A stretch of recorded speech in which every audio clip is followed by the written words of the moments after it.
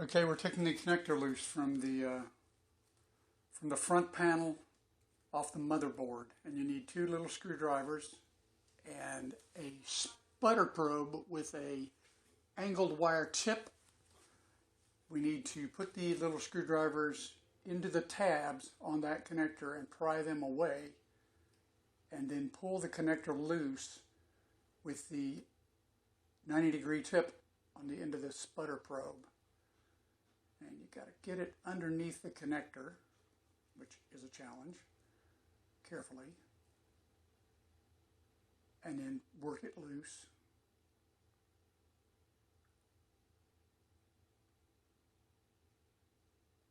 And if you get it right, it won't break anything, and it'll plug right back in when you're finished with your disassembly.